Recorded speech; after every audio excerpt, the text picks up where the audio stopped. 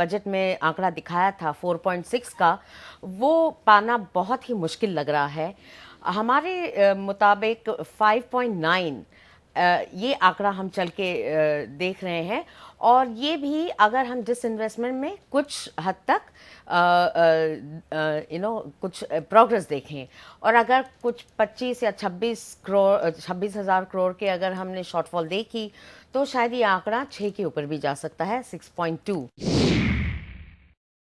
Growth जो अगले साल है वो भी कोई ज़्यादा अच्छे होने की उम्मीद नहीं है। हमारा मानना है 7% के करीब, तो रेवेन्यू पोजीशन थोड़ा स्ट्रेच रहेगी।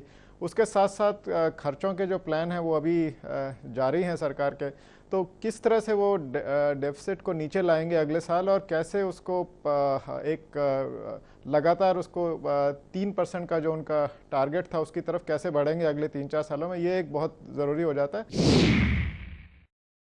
सर्विसेज 60% के ऊपर जीडीपी का कंट्रीब्यूशन करते हैं, और अगर हम टैक्स कलेक्शन में देखें तो वो 15% या 20% से भी कम है। तो मेरे ख्याल से सर्विसेज काफ़ी हद तक टैक्स में आ जाएंगी।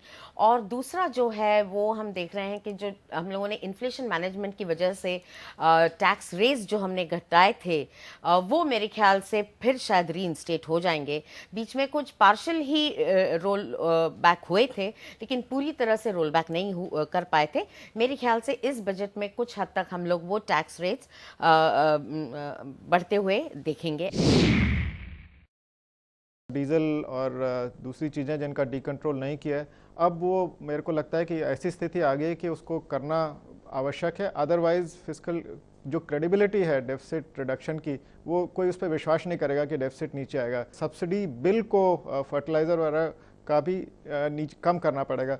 तो अदरवाइज जो उनके जो फूड सिक्योरिटी बिल वगैरह हैं, इनके लिए स्पेंडिंग खर्चा करने के लिए कोई फिस्कल स्पेस उनके पास नहीं रहेगी। तो क्रेडिबिलिटी अगर लानी है तो हार्ड डिसीजंस बहुत ज़रूरी हैं इस समय।